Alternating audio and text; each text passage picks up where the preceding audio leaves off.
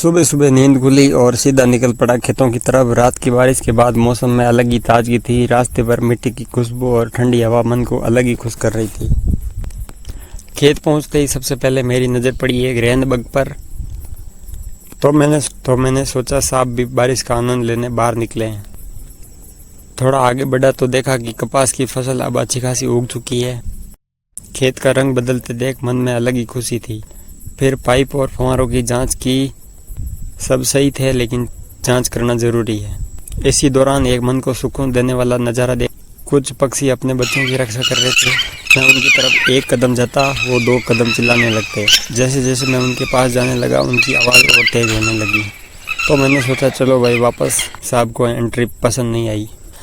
असल में वे अपने बच्चों को सुरक्षित करने की कोशिश कर रहे थे। उस पल एहसास हुआ कि माँ बाप चाहे इंसान हो या पक्षी अपने बच्चों की रक्षा के लिए हमेशा तैयार रहते हैं।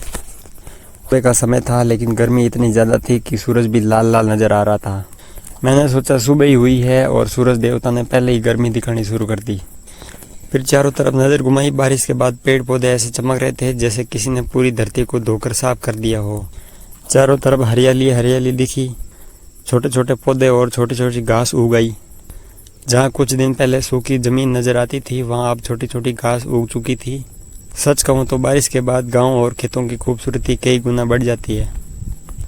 शाम को पता चला कि दोस्त बीमार है, तो मैंने सोचा कि मिल के आते हैं। लेकिन दोस्त से मिलना इतना आसान थोड़ा ही था कि बाइक कम और नाव ज़्यादा चाहिए थी। हर 2 मिनट में नया गड्ढा मिल रहा था। मैं मन ही मन सोच रहा हूँ दोस्त से मिलने जा रहा हूँ कि ऑफ रोडिंग करने। काफ़ी मुश्किलों के बाद जब वहाँ पहुँचा तो देखा जनाब आराम करने की बजाय काम में लगे हुए थे। मैंने उससे पूछा अरे भाई तो बीमार था ना? बोलता है कि हाँ बीमार तो हूँ, लेकिन काम भी ज़रूरी है। उस समय वो पाइप बाहर निकाल रहा था। थोड़ी देर बाद उसमें पाइप कटिंग शुरू की। पाइप कटिंग करता देख के मैंने सोचा लगता है कारीगर बनने का पूरा इरादा है। और सच में काम देखकर लग रहा था कि अनुभव पूरा पक्का वाला है। मैं तो सिर्फ हालचाल पूछने गया था, लेकिन थोड़ी देर में बोला आ गया है तो थोड़ा काम करवा दे। और फिर क्या, मैं भी लग गया काम में। दोस्तों में ऐसा तो चलता ही रहता है।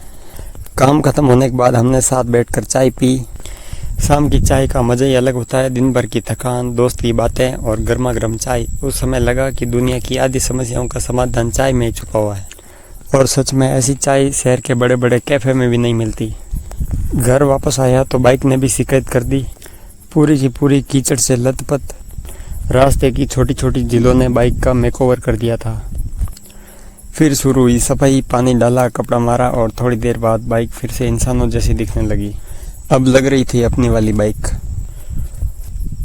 और इसी के साथ खेतों की हरियाली, पक्षियों का प्यार, दोस्त के साथ बिताया समय और शाम की चाय की यादों के साथ आज का दिन यहीं ख़त्म होता। मिलते हैं आपसे अगले व्लॉग में। तब तक के लिए खुश रहिए और ज़िंदगी का मज़ा लेते रहिए।